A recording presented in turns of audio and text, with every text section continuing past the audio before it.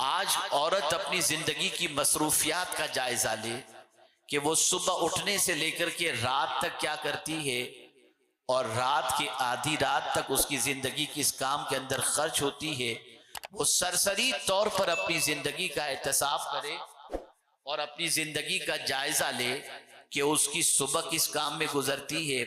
اس کی دوپہر کس کام میں گزرتی ہے، اس کی شام کس کام میں گزرتی ہے، اس کی آدھی رات کس کام کے اندر گزرتی ہے، اور اس کے تصورات و تخیلات کے اندر کیا چیزیں گردش کر رہی ہوتی ہیں۔ تو مجھے کہنے کی ضرورت نہیں، الا ماشاء اللہ تقریباً خواتین کا ذہن بھٹکتا ہوا نظر آتا ہے۔ تقریباً خواتین کے ذہن کے اندر اللہ کا ڈر نظر نہیں آتا، اور دنیا کے جھمیلوں کے اندر، دنیا کی محبت کے اندر، بننے سنورنے کے اندر، اور اپنی زندگی کو آرائش و زیبائش سے مزین کرنے کے اندر ان کی زندگی کے زیادہ تر لمحات گزرتے ہوئے نظر آتے ہیں۔ آپ کہیں گے مولانا آپ اعتراض کر رہے ہیں، شاید آپ کو نہیں معلوم، زیادہ روزے رکھنے والی خواتین ہی ملیں گی، زیادہ نفل پڑھنے والی خواتین ہی ملیں گی، زیادہ ختم شریف پڑھنے والی خواتین ہی ملیں گی، زیادہ اللہ عز و جل کی کتاب کی تلاوت کرنے والی خواتین ہی ملیں گی۔ میں اس سے انکار نہیں کرتا، لیکن میں اس کا اثر ان کی زندگی میں تلاش کرتا ہوں کہ بتاؤ تو صحیح، تلاوت کا اثر تمہاری زندگی میں کتنا ہے، اللہ کا ڈر تمہاری زندگی میں کتنا ہے۔ تو اگر آپ دیکھیں گے تو اس طرح کی بہت ساری تلاوت کرنے والی خواتین، بہت ساری اوراد و وظائف میں زندگی گزارنے والی خواتین کچھ اس طریقے سے بھی زندگی گزارتی ہیں جس طریقے کی زندگی گزارنے کے سلسلے میں اللہ نے بھی منع فرمایا، اللہ کے رسول صلی اللہ علیہ وسلم نے بھی منع فرمایا۔ کبھی ایسا ہوتا ہے شوہر کے سامنے تو عورت اللہ سے ڈرتی ہوئی دکھائی دیتی ہے، بیٹی باپ کے سامنے اللہ کا ڈر اپنے دل میں بٹھائی ہوئی دکھائی دیتی ہے، ماں کے سامنے کسی حد تک اللہ کے ڈر سے لرزتی اور کانپتی دکھائی دیتی ہے، لیکن جب ماں باپ غائب ہو جاتے ہیں تو اللہ کا ڈر بھی رخصت ہو جاتا ہے۔ ان بہت ساری بچیوں کے حوالے سے ہمارے کانوں تک شکایت پہنچتی ہے جو برقع پہن کر کالج اور یونیورسٹی جاتی ہیں اور اس کے بعد وہاں کی زندگی نہ جانے کس طریقے سے دامن پر گناہ کے چھیٹے لگاتی ہوئی نظر آتی ہیں۔ الا ماشاءاللہ میں ساری بچیوں کی بات نہیں کرتا، میں ان بچیوں کو بھی جانتا ہوں جن کی طرف کوئی نگاہ اٹھا کر کے دیکھے تو وہ نگاہ کھینچ لیں، اور ان بچیوں کے تقدس کو بھی جانتا ہوں جو کالج اور یونیورسٹی کی دہلیز پر قدم رکھنے کے بعد بھی اپنی زندگی پر اپنے دامن پر گناہوں کا دھبا لگنے نہیں دیتی، نہ نماز چھوڑتی ہیں، نہ حیا چھوڑتی ہیں، نہ پردہ چھوڑتی ہیں، نہ اللہ کا ڈر چھوڑتی ہیں۔ ایسی بھی بہت ساری بندیاں ہیں، لیکن زیادہ تر ایسی بندیاں ملیں گی جن کے دل سے اللہ کا ڈر رخصت ہو چکا ہے، اللہ کا خوف رخصت ہو چکا ہے، اللہ کی خشیت رخصت ہو چکی ہے۔ ایک ہوتا ہے سامنے ڈرنا، ایک ہوتا ہے پیٹھ پیچھے ڈرنا۔ اللہ اکبر! جو لوگ اللہ عز و جل سے اس طرح سے ڈرتے ہیں کہ صرف یہی نہیں کہ لوگوں کے سامنے اللہ کا ڈر ان کی زندگی کے اندر ہے کہ اگر ہم یہ کریں گے تو یہ ہوگا، نہیں، جب وہ تنہائی میں ہوتی ہیں، جب وہ اکیلے میں ہوتے ہیں تو ان کے دامن پر اللہ کی خشیت ہوتی ہے، وہ ڈر رہے ہوتے ہیں کہ کوئی دیکھ رہا ہو یا نہ دیکھ رہا ہو، پالنہار حقیقی دیکھ رہا ہے، معبود برحق دیکھ رہا ہے، اس کی بارگاہ میں ایک دن حاضر ہونا ہے اور وہ ہمیں اپنے گناہوں کے بارے میں اور ہمیں اپنے گناہوں کے سزا کے سلسلے میں حکم سنائے گا۔ لیکن میں آپ کو بتاؤں، ایک خاص طور پر آپ کی توجہ چاہوں گا، دنیا کا انسان دیکھے گا آپ کو اللہ کی نافرمانی کرتے ہوئے یا گناہ کرتے ہوئے، وہ ٹوکے گا، وہ ڈانٹے گا، اور باپ ہے تو زد و کوب کرے گا،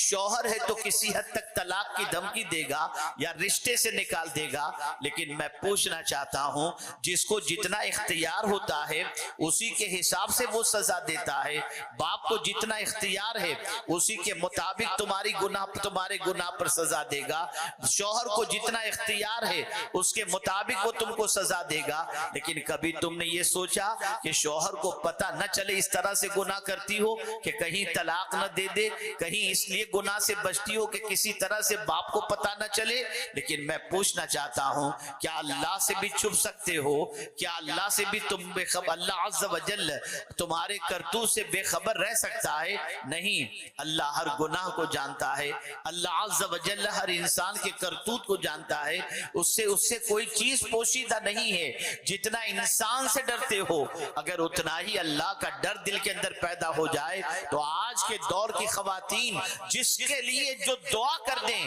اللہ ان کی دعاؤں کو قبول فرما لے گا۔ تقوی اتنی عظیم دولت ہے کہ جس عورت کو نصیب ہو جائے وہ عورت اگر پیوند والے کپڑے بھی پہنے تو اللہ اسے عزت عطا کرتا ہے، وہ میک اپ نہ بھی کرے اللہ اس کے چہرے پر نور ظاہر کر دیتا ہے، وہ کسی کے لیے دعاؤں کے لیے ہاتھ اٹھا دے اللہ اس کی دعاؤں کو قبول کر لیتا ہے۔ اور میرے پیارے آقا صلی اللہ علیہ وسلم کے پیارے دیوانوں اور خواتین اسلام، اگر اللہ کی نیک بندی، اللہ سے ڈرنے والی بندی اگر لب ہلا دے تو مولا اس طرف اس کے سارے تمناؤں کی تکمیل فرما دیتا ہے۔ آپ دیکھیں، آپ کو محسوس ہوگا کہ اللہ کا ڈر جب دل میں ہوتا ہے تو کیفیت کیا ہوتی ہے۔ اللہ اکبر! ایک عورت جس کی زندگی اللہ کی بندگی میں گزرتی تھی، جس کی زندگی اللہ کی اطاعت میں گزرتی تھی، لیکن اس کا شوہر جو وہ خود بھی بہت بڑا عابد تھا لیکن اس کے بچے بہت زیادہ تھے، یعنی میاں بیوی کے بچوں کی تعداد بڑی تھی۔ ایک دن سچویشن ایسی بن جاتی ہے کہ کثیر العیال ہونے کی وجہ سے، بہت بچے ہونے کی وجہ سے گھر کے اخراجات پورے نہیں ہو رہے تھے، تو شوہر نے بیوی سے کہا جاؤ فلاں تاجر کے پاس جا کر کے کچھ لے کر کے آ جاؤ تاکہ بچوں کی آگ بجھائی جا سکے، بچوں کے پیٹ کی آگ بجھائی جا سکے۔ خاتون جاتی ہے اور جانے کے بعد تاجر کے سامنے اپنا معافی ضمیر پیش کرتی ہے۔ تاجر فاسق تھا، اس کے دل کے اندر اللہ عز و جل کا ڈر نہیں تھا۔ موقع کا فائدہ اٹھاتے ہوئے اس نے اس عورت سے کہا کہ تو میری خواہش پوری کر دے، میں تیری ضرورت کی تکمیل کر دوں گا۔ عورت چلی گئی، گھر جب پہنچتی ہے تو شوہر کہتا ہے بچے بھوک سے بلک رہے ہیں، کچھ لے کر کے آئی ہو؟ اس عورت نے کہا نہیں، کچھ نہیں ملا۔ اپنے شوہر سے یہ نہیں کہا کہ فلاں تاجر نے اس قسم کے جملے استعمال کیے۔ کچھ دیر تک بچوں کو بلکتا ہوا دیکھ کر برداشت نہ ہو سکا، پھر وہ تاجر کے پاس گئی۔ جب تاجر کے پاس پہنچتی ہے اور اپنے بچوں کے بلکنے کی بات کرتی ہے تو وہ یہی کہتا ہے کہ تو میری خواہش پوری کر دے، میں تجھے مالا مال کر دوں گا۔ عورت گھبرا جاتی ہے، کبھی بچوں کی بھوک، بچوں کا تڑپنا، بچوں کی پریشانی اس کے دل و دماغ پر چھا جاتی ہے، کبھی اللہ کا ڈر، اللہ کی بارگاہ میں کھڑے ہونے کا تصور وہ اسے کانپنے پر مجبور کر دیتا ہے۔ لیکن بچوں کے سامنے وہ ہتھیار ڈالتے ہوئے وہ یوں کرتی ہے کہ اس کے ساتھ رضامندی کا اظہار کر دیتی ہے۔ ابھی تنہائی میں دونوں پہنچے ہی تھے کہ عورت کا بدن کانپنے لگتا ہے اور اس کے بدن پر کپ کپی طاری ہوتی ہے۔ تاجر پوچھتا ہے اے عورت، آخر تو کس سے ڈر رہی ہے؟ کیوں اتنی کانپ رہی ہے؟ کیوں اتنا تجھ پر لرزہ طاری ہے؟ عورت برجستہ جواب دیتی ہے سنو، ایک دن مجھے رب کے حضور حاضر ہونا ہے، اس گناہ کے بارے میں وہ مجھ سے پوچھے گا تو میں اپنے رب کو کیا جواب دوں گی؟ اس تصور کی وجہ سے مجھ پر کپ کپی طاری ہے۔ عورت کا خوف خدا سے لرزنا اس تاجر پر اتنا ایفیکٹ کرتا ہے کہ وہ تاجر یہ جملہ استعمال کرتا ہے جب تو بھوکی رہ کر اللہ سے اتنا ڈرتی ہے تو میں تو پیٹ بھرا ہوں، مجھے زیادہ ڈرنا چاہیے۔ اور یہ کہتے ہوئے وہ کمرے میں گیا اور جا کر بہت سارا مال و منال لا کر اس عورت کو دیا اور کہتا ہے تو مجھے معاف کر دے، اللہ اکبر، اور دعا کر کہ میری غلط نیت کو اللہ بھی معاف فرما دے۔ اللہ اللہ، وہ عورت دعائیں دیتی ہوئی مال و منال لے کر گھر چلی جاتی ہے، ادھر اس نوجوان تاجر کی زندگی میں تبدیلی پیدا ہوتی ہے۔ حضرت موسیٰ کلیم اللہ علیہ الصلاۃ والتسلیم کو اللہ وحی نازل فرماتا ہے اور ارشاد فرماتا ہے فلاں جگہ جاؤ، ایک تاجر ہے،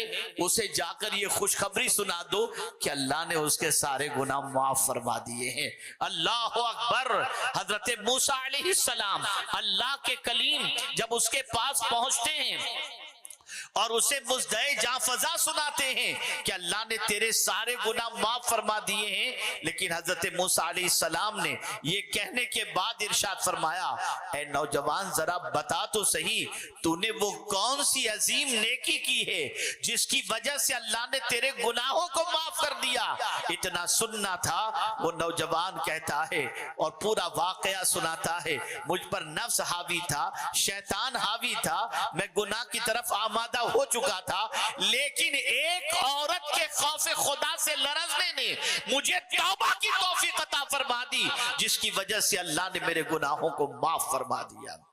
جب عورت خوف خدا سے لرزتی ہے تو آوارہ کا مزاج تبدیل ہو جاتا ہے، جب عورت اللہ کے ڈر سے کانپتی ہے تو بگڑا ہوا انسان توبہ کی طرف مائل ہو جاتا ہے۔ لیکن وہ عورتیں جو خود ہی گناہ کی دعوت دیتی ہوں، جو خود ہی گناہ کی طرف مائل ہوتی ہوں، جو خود ہی گناہ کی طرف دعوت دینے والی ہوتی ہوں، گناہ کی طرف بلانے والی ہوتی ہوں، ان کا انجام کیا ہوگا، ان کی سزا کیا ہوگی؟ کبھی سوچنے کی کوشش کی، کبھی غور کرنے کی کوشش کی تو آج ہماری بہنیں یہ تصور کرتی ہیں، آج ہماری قوم کی بچیاں یہ تصور کرتی ہیں دنیا چند دنوں کی ہے، عیش کر لو۔ یہ عیش کرنے کی جگہ نہیں ہے، یہ اللہ کے خوف سے لرزنے کی جگہ ہے، اور یہاں رہ کر اپنی آخرت کو سنوارنا ہے اور اللہ کی بارگاہ کی حاضری کے تصور کو ہمیشہ پیش نظر رکھنا ہے۔